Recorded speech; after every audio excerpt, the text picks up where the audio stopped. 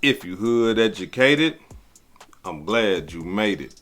Allow me to unfold my knowledge, wisdom, and understanding from a hood brother's point of view to all of you here, there, and everywhere. Now check me out. Fight inside a bodega spills out onto the streets and ends with one man being shot and killed by police. Fox 5's Richard Giacobis is live at the scene in the Norwood section of the Bronx with the very latest. Richard?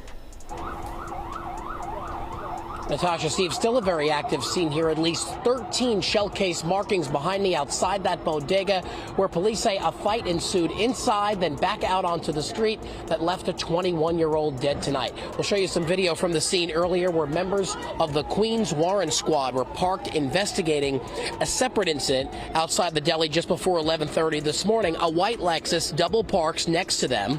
A 29-year-old man gets out, walks into the deli, and then stabs the 21-year-old who happens to have a gun. The man with the knife runs out, chased by the man with the gun, and that's when those cops in plain clothes confronted the man who fired point blank into that Lexus. One sergeant and two detectives from the Queens Violent Felony Squad in plain clothes confront the male with the gun and fire numerous times. That male was removed to Jacoby Hospital and pronounced deceased. The 29-year-old male fled the scene and was discovered a short time later with a graze wound to his head. When I came out, all I saw was him laying on the floor, handcuffed, with a gun wound to his neck. He wasn't even speaking. He looked as if he was dead already. He looked like he was dead? Yes, he did.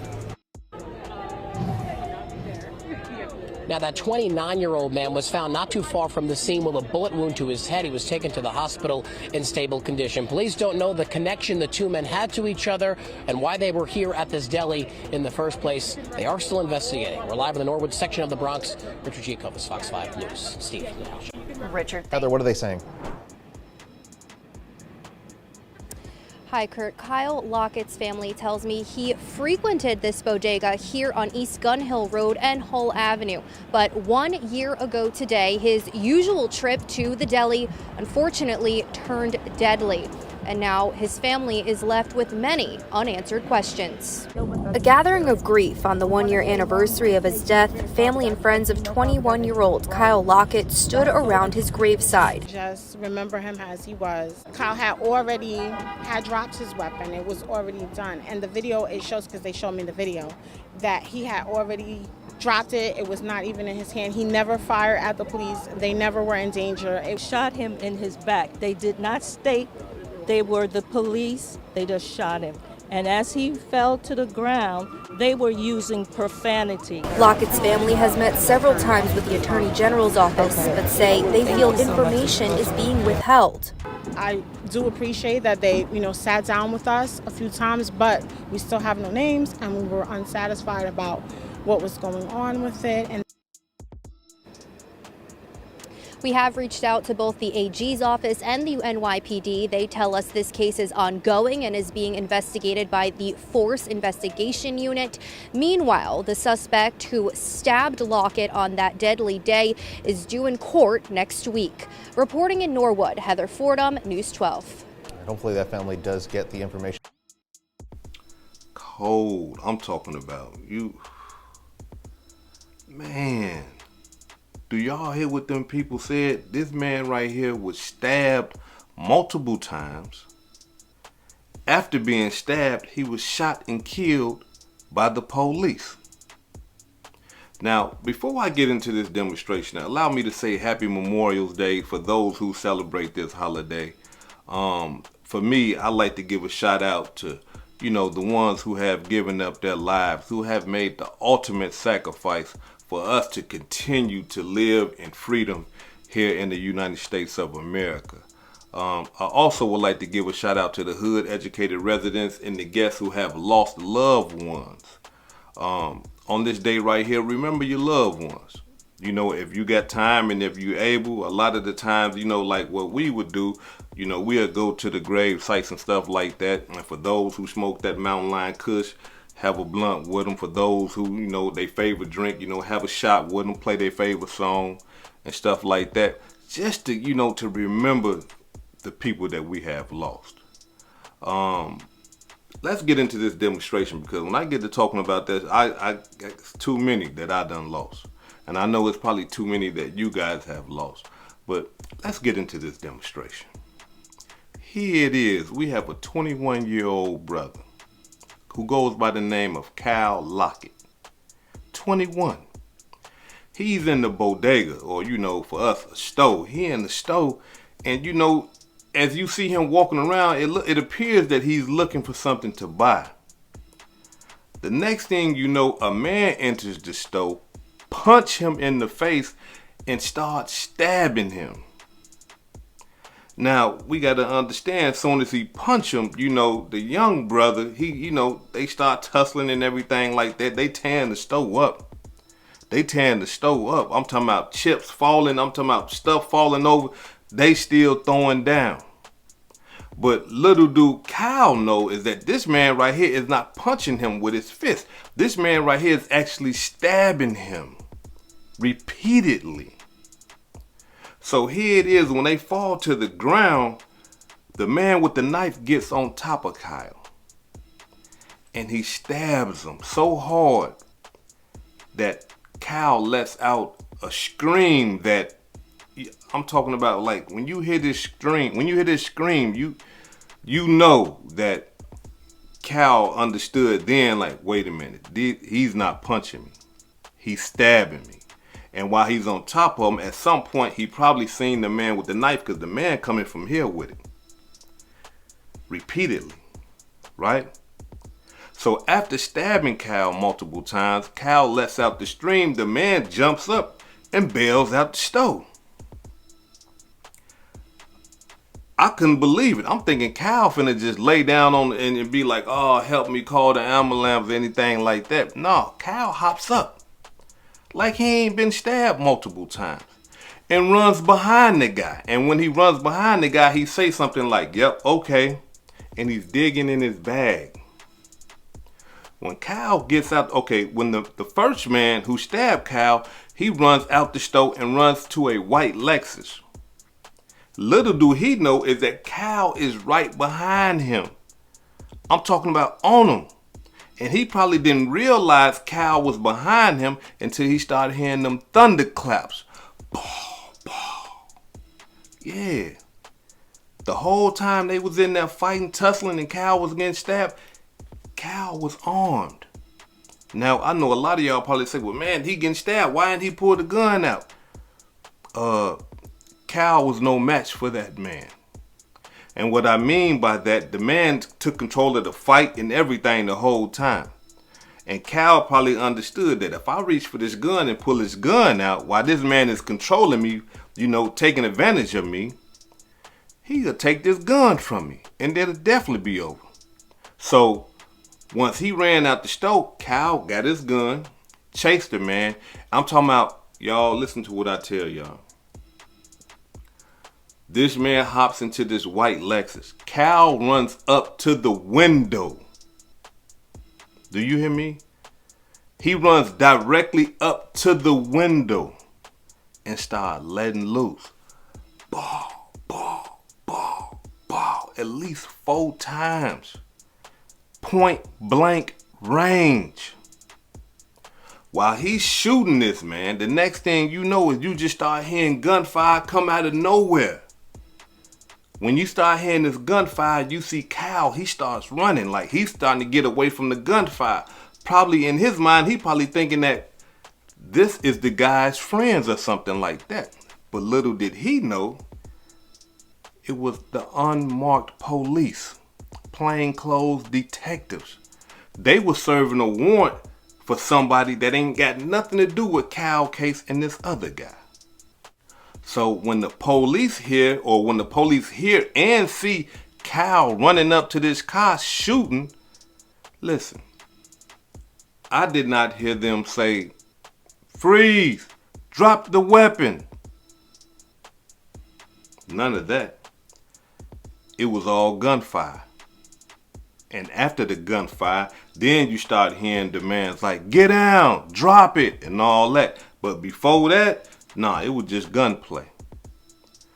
They shot Kyle while he was running, all in his back. Shot the man 4 times. One hit him in the neck.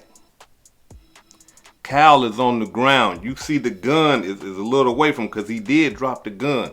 But Cal is on the ground now and he's yelling in pain and he's letting the police know, look, I can't breathe. Repeatedly, he's saying, I can't breathe. Police ain't trying to hear that though. They don't care nothing about that. They run up on him, kick the gun, and then put the man in handcuffs. Draw off this though. While they doing all this with Cal, the guy that's in the car that Cal shot jumps out of the white Lexus and take off running. Another incident that blew my mind, because I'm thinking to myself, like, this man right here got shot multiple times. He should be in that car dead. Next thing you see is the car door open and he bails out.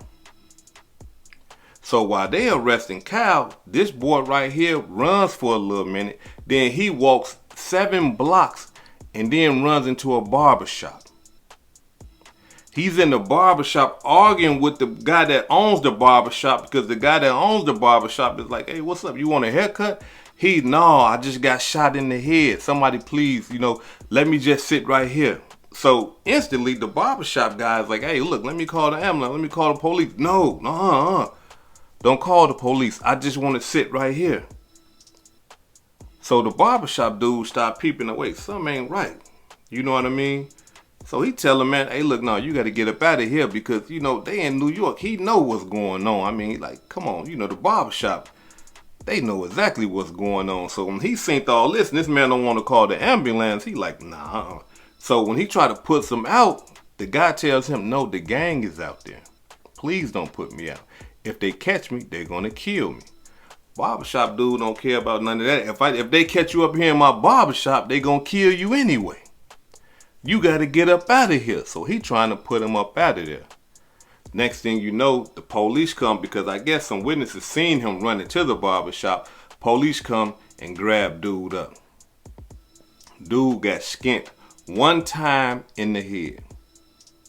I'm telling y'all, if y'all see this video, this boy is on this car point blank range. I don't see how he ain't hit him multiple times. But he got hit in the head 1 time and it just skinned him, knock a patch of his skin out. They takes him to the hospital for his injuries. He cool. They take Cal to the hospital for his injury. Cal dies. Rest in peace to Cal Lockett, young brother. The man that was stabbing Cal got charged with attempted murder and possession of a weapon. So that's what happened to him. But Cal lost his life by the police. Now, when I first seen this, I was like, wait a minute, hold on. And for those of you who are into that type of stuff and y'all want to see the video yourself, click the link at the top of the comment section. It's going to be at the top of the comment section. Go over there, get you a membership, check out that video, and check out other videos that I got on that channel over there. If you're not into that type of stuff, you ain't got to go over there. I'm not forcing nobody to go over there and do nothing. But if you into that type of stuff, go ahead and check that video out. I'm telling y'all going to be like, man, what? Because you think that Cal is in the right. This man just stabbed him, tried to kill him. But one thing we got to understand is this right here, regardless if a man shot you, stabs you, and if they running from you, you can't do nothing. You can't shoot them.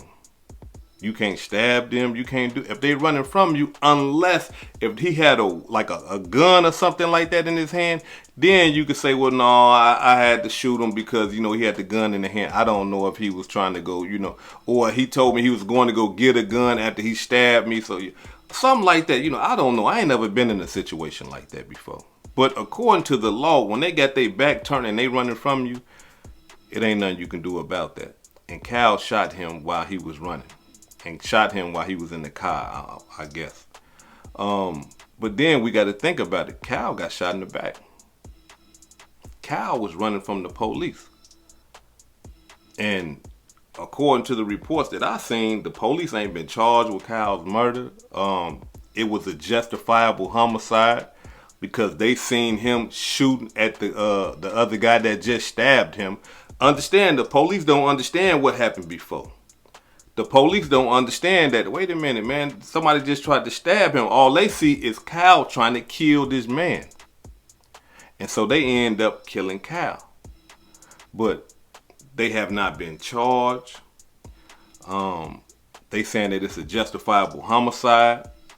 I would like to believe that, his mother and his father or his family members is filing a lawsuit on behalf of Kyle because of the wrongful death.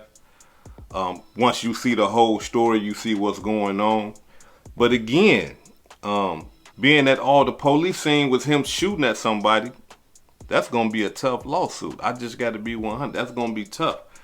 I'm all for, if police brutality is present, or if the police illegally kill somebody, then of course they should be held accountable.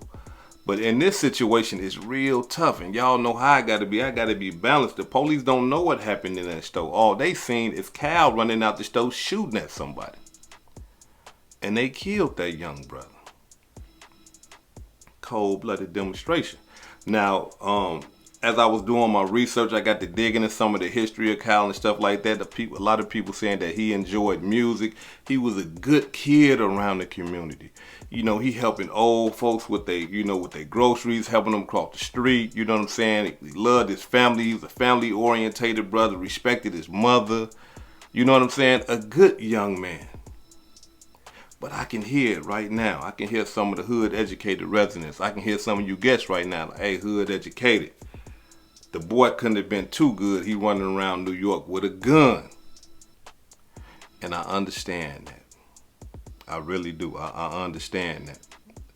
You running around New York with a gun, and not only that, you was not afraid to use that gun. You running behind this man shooting him like you done did this before. So I understand that.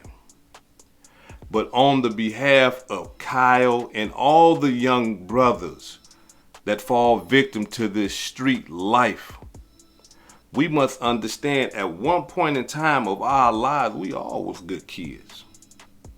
We ain't come out the womb gang banging. We didn't come out the womb knowing how to tote guns and load clips and load magazines and all this stuff. We didn't know how to do all this type of stuff. We didn't come out the womb knowing how to lay on our enemies and run up on them and shoot them before they shoot us, or who get the ups first gonna win the gun battle.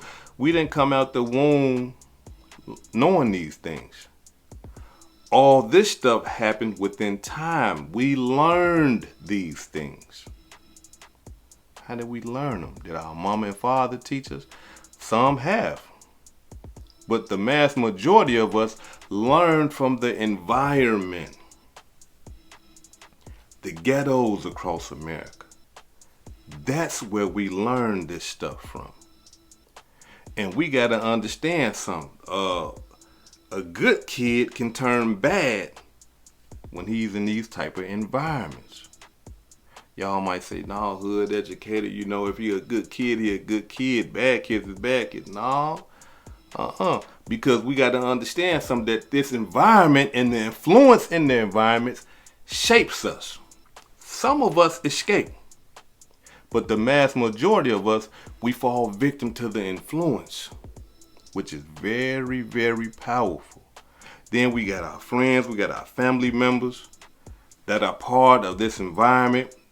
We looking at them, they influencing us. Our best friends are influencing us. A good kid then becomes bad. Not only that though, because in the ghettos across America, everything that is good is bad. What you mean, hood educated? How could good be bad? Allow me to elaborate. If you getting good grades in school, you listen to your mama, you don't drink, you don't smoke, you ain't selling drugs, you ain't trying to dog a girl, you ain't trying to pimp, you see, you ain't trying to steal, you ain't trying to rob, you ain't trying to join a gang, you ain't trying to do nothing that's bad. You are considered a lame in the hood. That's a bad thing to be considered in the hood. You are considered a goofy, a nobody. You get ran over, looked over. Don't know girls, them little girls, they don't want to talk to you. You ain't doing what everybody doing. You were too good, you were what they call the good, too goody two shoot. You know, you, No, so when you doing all the good stuff, all the bad people in the hood dog you, treat you bad. And so what happens to your young mentality, you start recognizing the game and you say, wait a minute, hold on. If I go shoot somebody like Lil Junebug did, I can be in a position where Lil Junebug at. Everybody like him. Junebug got the finest girl in the hood. If I go rob like Lil Tony and them, I go steal cars like Lil Ray and them. If I do drugs like Bookie and all them, oh yeah. Everybody like them. They was popping in the hood. See, that young mind get to recognizing that type of stuff, and before you know it, he pick his position. You know what? I don't want to steal. I don't too much like drugs and nothing like that. I might drink a little liquor, but I'm gonna tote this pistol. I'm gonna go hurt something. Yeah, cause I want the fine girls. That what you call Junebug that be killing? Man, he got all the bad girls. I want that. You see, the young mind is so easy to be influenced that this is the type of stuff that happens. Because everything that is bad in the hood is good. Everything that I just named about, you know, robbing, stealing, killing, and drilling, all that type of stuff right there is praised. I'm talking about killers that come through the hood is like, hey man, yeah, ooh, you know, let me tell y'all something. I remember I was 11 years old. I stole a bike. I got caught. And I went to juvenile center. I'm in there for a couple of months. They end up letting me go time served or whatever the case may be. I remember when I got out of juvenile center, JC is what we call it up here in Minnesota. When I got out of JC, all the little brothers, all the little lords in the hood, I'm talking about, they was all over me like, hey man, how was it, man? Hey man, what's going on, man? Hey man, you look big, man. And I ain't did nothing but a couple of push-ups, but I'm walking around like this here now, you know what I'm saying? Like, yeah, I just got out of JC. You know what I mean? I got my chest poked out, you know what I mean? And so all the young lords, they just, man, they want to know what it's like. And I'm breaking it down to him. I'm like, yeah, man, you know what I'm saying? Pep up in there, man. You know, he caught that, what you call, man. He up in there. And, you know, and they just like, wow. And all the older lords, they happy because they like, yeah, Lord, yeah, you ain't tell, man. You know what I'm saying? Boy, you kept your mouth closed, man. Hey, boy, ooh. Hey, man, I'm telling you, that's how you got to do in anything you do, you know. Me and my young mind, I'm like, oh, this is how, okay, all right. Yeah, I done gained a little clout by doing this. Some of y'all know what I'm talking about because y'all done been through this y'all self. So, even though, you know, Cal probably was a good kid, but Cal had that pistol. And the way that he ran up on that car, he wasn't scared to use that pistol. I'm talking about he was shooting. You know how some people, pop, pop, pop, pop, pop. No. Cal was taking his time. Bow, bow, getting close. Bow, bow, bow. I said, man. You see what I'm saying? So kids can be good kids, but the environment shape these kids sometimes. That's why I'm telling y'all. That's why, like, when we got little 10-year, 11, 12-year-olds and stuff like that, because this the time when they get caught up. Teenagers and all, this the time that they get into all this madness. We got to start blessing them with that knowledge. Like, listen, check this out. Your friend's going to say this is good, but this is actually bad. And let me break it down to you, son. Let me break it down to you, daughter, why this is bad. Because All those who think this is good, look, they dead or in jail right now. Let me tell you about my friends. My friends was trying to do this and do that and, you know, give them some examples so that they can kind of understand. So when they do get into that situation and everybody is trying to dog them for being good, they can say, nah, my mom and my father told me about this. They told me this right here was going to happen. Y'all ass going to jail. I'm going to have a big old house, a white picket fence, a dog, a cat, a fish, a lizard. 2 cars in the garage, air conditioned. While y'all going to be sitting in somebody's prison with none of that, or some of y'all going to be up under the ground getting ate up by worms and stuff like that. Nah, I'm cool on that. We got to teach them, our children, our loved ones, we got to teach them before the environment grabs them. Before the environment grabs them. Now, I understand a lot of people would be like, man, you know, hood, you tell them that stuff, man. Listen, man, kids listen. Contrary to your belief, kids do listen and they pay attention. But you got to show them. And what I mean by that, you got to give examples like, hey, look, remember that boy, Lil Ray Ray? Remember him? Where he at? Oh, yeah, Dad, he got shot 900 times in the head, the face, the bottom of the foot, in his hand, and everything. Yeah, you know why that happened? You see, Pookie, he locked up.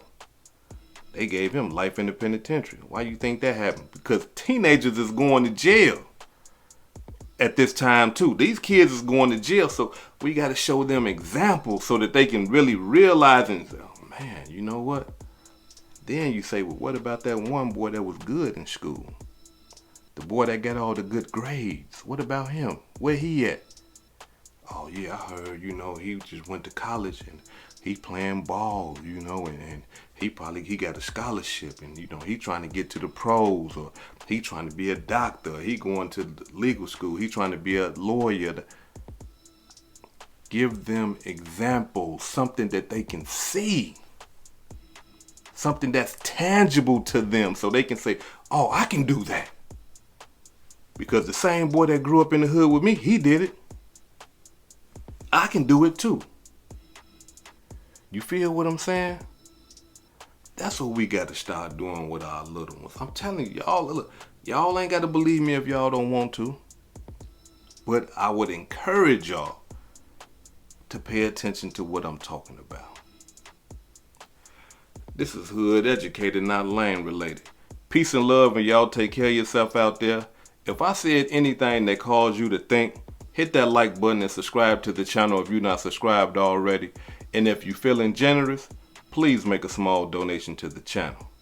Peace and love.